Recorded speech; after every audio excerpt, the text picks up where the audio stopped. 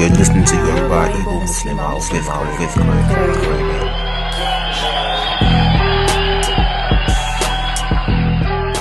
Alright, so you're welcome to the third episode of my podcast, Yoruba Igbo Muslimah. My name is Korede, and today I'll be telling you about my wardrobe woes transitioning from being a non-hijab wearing Muslimah to a hijab wearing Muslimah.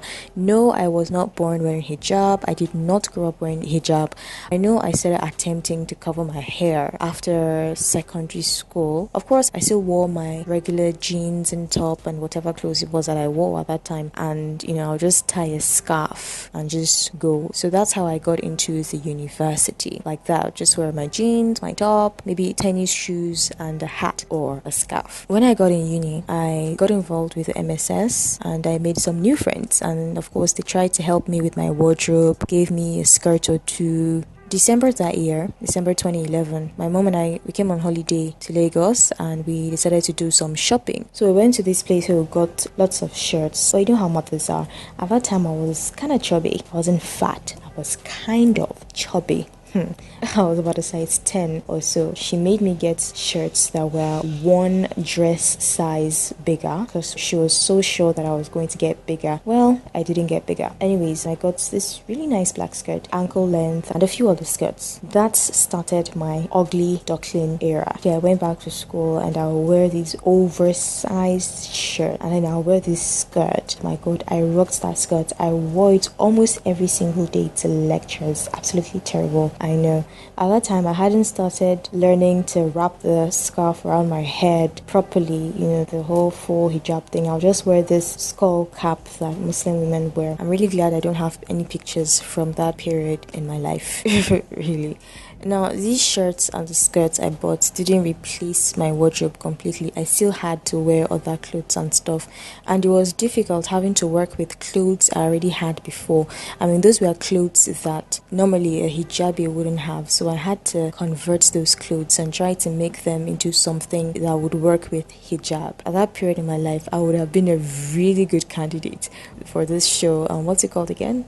How Do I Look? I call that era my ugly duckling era. There was this day I had to go meet my mom at the mall. So I had this leopard print dress. It was long, but it wasn't long enough to reach my ankles, and I wanted to wear something that would reach my ankles. So I wore the dress, then I wore leggings underneath the dress. The only pair of leggings I had at that time were loose leggings, but all the same, I didn't care as long as they would cover enough. The sleeves of the dress were really short, so I put on this orange jacket. It was a very weird jacket, pretty ugly. I found a leopard print belt in my mother's wardrobe and just put that around my waist. Found leopard print sandals in my mom's wardrobe, put those on. Mind you, my mom has larger feet than I do. And then I paired that with a brown scarf that was completely the wrong shade. You can imagine I had layers and layers and layers on. I went like that, feeling like a fashionista of sorts. Really horrible, my gosh. I was walking the streets, getting in public transportation. So I got to my last stop, started walking toward the mall, and then this lady just calls out from the sidewalk, "Why do you cover yourself like this?"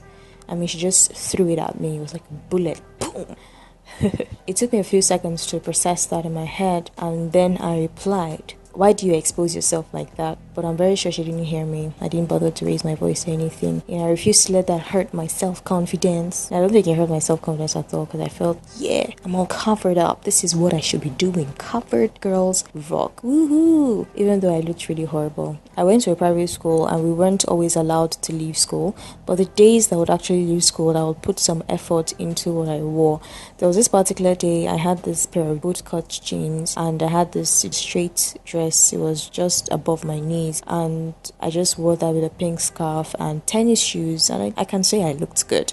I went out with my friend, and then we were walking the streets and there was this lady coming toward us, and then next thing I know, she stops and she's like, "Oh my gosh, what is this that you're wearing? This is so nice. It's amazing. What did you do with your scarf? This is a fashion statement or something. What is this you're doing? I love it, love it, love it." And then she goes, "Are you Muslim?" I'm like, "Yeah, I'm Muslim. Oh, I really love what you're doing." I'm like, "Thank you." And my friend and I were just walking slowly and going, and she's still looking at us and stuff. And I'm like, "Yeah, I really love this." I'm like, "Yeah, thank you. Yeah, bye."